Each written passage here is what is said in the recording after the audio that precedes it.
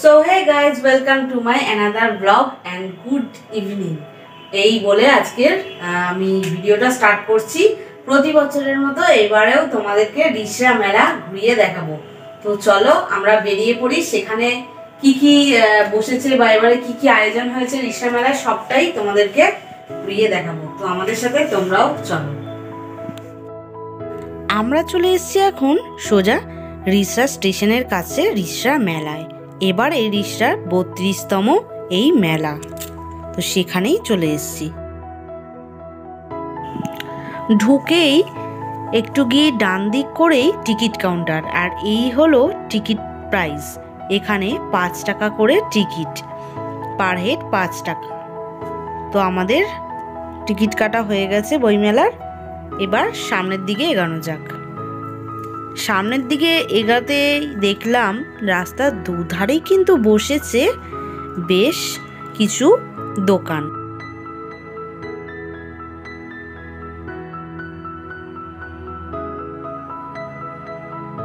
এই হলো রিষড়া মেলার মূল গেট, যেটা প্রবেশদ্বার আর কি। তো এখানেই চলে এলাম আমরা।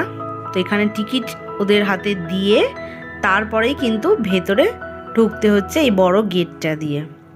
তো আমরা একদম ঢুকে পড়েছি মেলার একদম সামনেটাই দেখতে পাচ্ছ। এই হলো আমার বাঁদিকে ফুড কোর্ট এরিয়া, আর সামনেই বাঁদিক করেই রয়েছে স্টেজটা। আর তার ঠিক ডান দিক করেই দেখো এই যে পরপর সারি বাঁধা যে দোকানগুলো, এগুলো হচ্ছে এক একটা স্টল। এখানে প্রচুর স্টল বসে, সেগুলো তো ঘুরিয়ে দেখাবোই তোমাদের। তার আগে চলো একটু এগিয়ে তোমাদের কিছু দোকানের মানে কি কি এখানে বসেছে সেই দোকানগুলো একবার দেখাই। আর এই দেখতে পাচ্ছ সামনে স্টেজ রয়েছে, অপোজিট সাইডে বেশ ভিড় হয়। তো আজকে নাকি শুনলাম নচিকেতা আসার কথা রয়েছে। আমরা ভালো দিনেই এসছি। নচিকেতার গান কে না শুনতে ভালোবাসে, তাই না? তো ঠিক আছে, যতক্ষণে আমরা ঘুরে আসি, যতক্ষণে ওনার প্রোগ্রাম স্টার্ট হচ্ছে।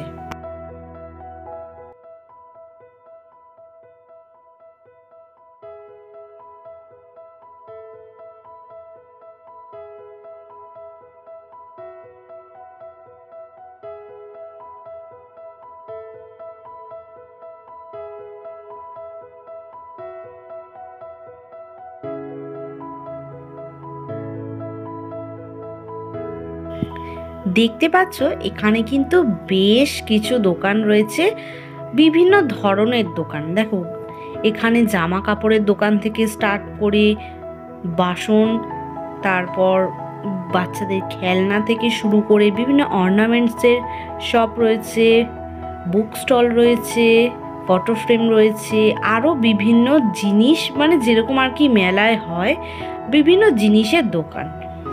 তো এই দেখতে দেখতেই আমরা এগোতে থাকলাম সামনের দিকে। মোট এখানে দেখে আমরা কাউন্ট করে যেটা দেখলাম 172টা স্টল রয়েছে।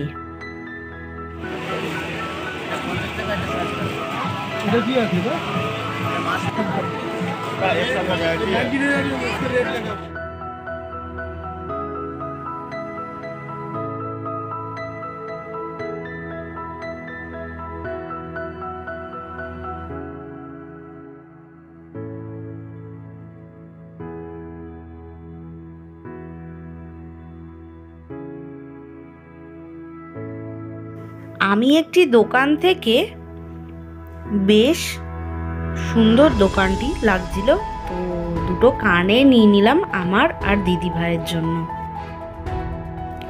এখানে বেশ কিছু রাইডসও রয়েছে, সেটাও তোমরা দেখতে পাচ্ছ। এই বাচ্চাদের রাইডস রয়েছে, আর এখানে সামনে এই নাগরদোলাটা নতুন দেখছি, সেটাও হয়েছে। আর এখানে আরও বাচ্চাদের বেশ কিছু রাইডস রয়েছে, তোমরা আসলে তো বাচ্চাদের এখানে চাপাতে পারো। তো যাই হোক, এরপর আমরা বাকি জায়গাগুলো বা বাকি স্টলগুলো ঘুরে দেখবো, আর ফুড কোর্ট এরিয়াটা তো ঘুরে দেখবই।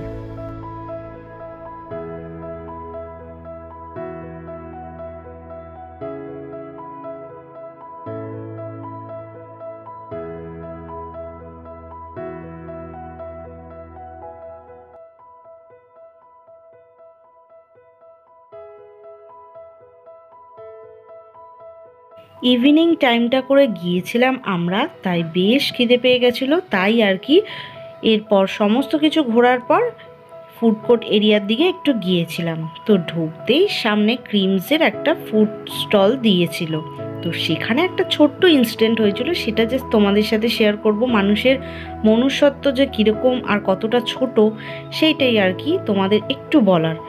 এখানে ক্রিমসের ওখানে একজন ভদ্রলোক গিয়েছিলেন, তো উনি ওনাদের কাছে পয়সাও চাইছিলেন খিদে পেয়েছে বলে খাবারের জন্য। আমি ওনার ভিডিওটা করিনি, বাট আমি একবার ওনার এক ঝলক ছবি আমি তোমাদের সাথে শেয়ার করতে চাই। ওনার পায়ে প্রবলেম ছিল, উনি দাঁড়াতেও পারছিলেন না ঠিক করে, খিদে পেয়েছিল উনি বারবার বলছিলেনও, বাট ওনাকে তাড়িয়ে দিচ্ছিল রীতিমতন ওনারা। অনেকক্ষণ দাঁড়াবার পর আমি দেখলাম ওনার সত্যি খুবই প্রবলেম হচ্ছিল দাঁড়াতে, আর খিদেও পেয়েছিল বুঝছিলাম। তো আমরা তাই জন্য ওখান দিয়ে কিছু স্ন্যাক্স আইটেম ওনাকে কিনে দিই যে আপনার বসে খান। আমি যখন বললাম যে ঠিক আছে বসে খান, তখন ওনারা বসতে দিলেন। তার আগে কিন্তু ওনাকে বসতে দেওয়া হচ্ছিল না এই চেয়ারে। আমরা যখন কিনে দিলাম তারপর ওনার একটু টনক নড়ল হয়তো। তো যাই হোক, এই যে দেখো সামনে উনি বসে রয়েছেন। আমরা যখন কিনে দিয়েছি খাবারটা তখন কিন্তু উনি বসে খাচ্ছে খাবারটা। সত্যি কথা বলতে গেলে একটা মানুষকে খেতে দেওয়াটা বড় কথা নয়। একজনের খিদে পেয়েছে, উনি বয়স্ক ভদ্রলোক, ওনার কাছে হয়তো পয়সা নেই, টাকা নেই, হতেই পারে সেটা, কিন্তু তোমরা সেরমভাবে একটা সহযোগিতা করো একটা মানুষের সাথে, একটা মানুষের এরকম একটা সিচুয়েশানে। তো আর কি বলবো, ওনার কাছে যেহেতু পয়সা ছিল না তাই জন্য ওনাকে বসতেও দেওয়া হচ্ছিল না ওনার প্রবলেম থাকা সত্ত্বেও। আর এছাড়াও ওনারা একটা কিছু একটু হেল্পও করছিল না, 5টা টাকা ওনাদের কাছে চেয়েছিল, সেটাও ওনারা দিতে পারলেন না। তো মানুষের মনুষ্যত্ব কতটা ছোট হয় এটাই হচ্ছে তার প্রমাণ। খাবারটা কিনে দেওয়ার পর উনি যে কি তৃপ্তি ভরে খাবারটা খেলো, তোমরা চোখে না দেখলে হয়তো বিশ্বাস করবে না। সত্যি কথা বলতে গেলে সেই মোমেন্টে আমার দেখে ওনাকে ভীষণই কষ্ট লাগছিল যে একটা মানুষের কতটা খিদে পেলে মানুষ এভাবেও খায়। মানে আমরা যখন চলে আসছিলাম উনি আবার আমাদের আলাদাভাবে ডেকে ধন্যবাদ জানাচ্ছে। এটা ধন্যবাদের ওনাকে বলেছিলাম ধন্যবাদের কোনো ব্যাপার নয়, আপনাকে সাহায্য করতে পেরেছি এটা যথেষ্ট, এটুকুনিই ছিল। তো ওই আর কি, তারপরে তো আমরা চলে এসেছিলাম ফুড কোর্টের একদম ভেতরে। তো দেখতেই পাচ্ছ যে এখানে বিভিন্ন স্টল রয়েছে, বাট আমার যেটা মনে হলো আগের বছর যেরকম স্টল ছিল এবারে সেরকম স্টল অনেক স্টলই কিন্তু দেখলাম আসেনি। যেমন পাঁশকুড়া চপ আগের বারে বসেছিল সেই স্টল, এবারে সেটা বসেনি দেখলাম। তো চলো এবার প্রোগ্রাম স্টার্ট হয়ে গেছে, সেটা এবার দেখা যাক।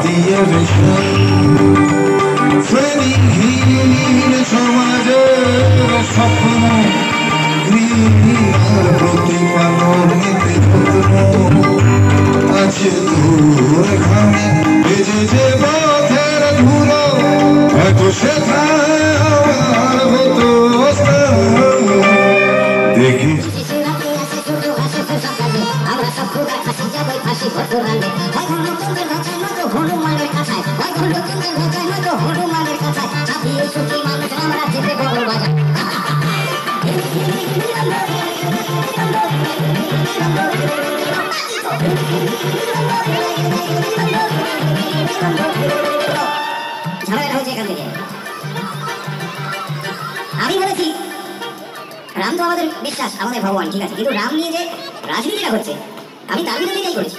আমি বলেছি রাম জন্মভূমি আসলে কোনো ধার্মিক ইস্যু নয়, ওটা রাজনৈতিক ইস্যু। যদি তাই না হতো তাহলে 22 তারিখে উন্মোচন কেন হচ্ছে, রাম নবমীর জন্য অপেক্ষা হচ্ছে না কেন?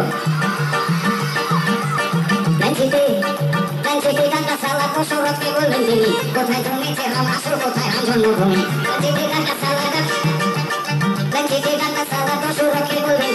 কোথায় জন্মেছে রাম, আসল কোথায় রাম জন্মভূমি?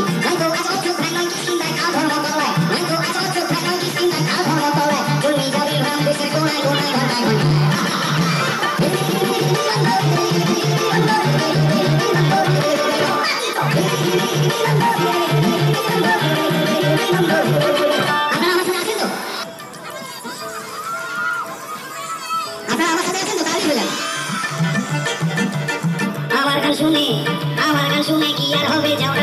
আরে এটা এখনকার ট্রেন। ইয়াং ছেলেরা তুই যাস না, তুই তো নচিকেতার গান শুনিস, তুই যাবি না। এখন একটা ট্রেন কলকাতার ছেলেরা, কোথায় গেছিলি? একটু নেচে এলাম। নেচে এলি? আমি ভাবলাম প্রফেশন বানিয়েছে, পয়সা পেয়েছে, পয়সা পেলি বলে না দিয়ে এলাম। 7 থেকে 8,000 টাকা একটা ডিস্কের এন্ট্রি ফি, একটা ডিস্কো বারের এন্ট্রি ফি হচ্ছে 8,000 টাকা। সারা গাম্বার কিরকম ভাবুন, নিজেই 8,000 টাকা দিয়ে কিনেছি।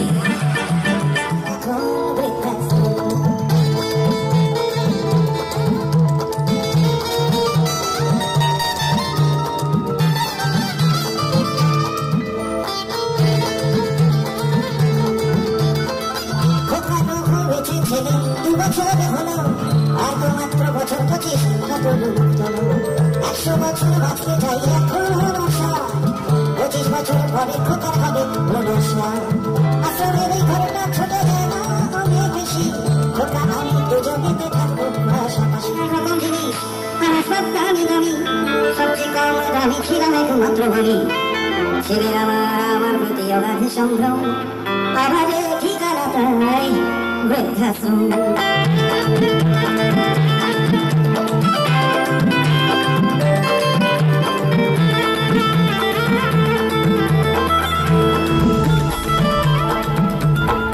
আমার ব্যবহারের সেই আলমারি আনায় না, ওসব নাকি বেশ পুরনো ফ্ল্যাটে রাখা যায় না। তোমার ছবি ঘড়ি ছড়ি এরপর প্রোগ্রাম দেখা শেষে আমরা সোজা বাড়ি ফিরলাম। তো ভিডিওটা এতটাই রইলো। ভিডিওটা কেমন লাগলো অবশ্যই জানিও, আর ভালো লাগলে একটা লাইক করে দিও, আর আমার চ্যানেলটা সাবস্ক্রাইব করে দিও। আজকের মতো টাটা।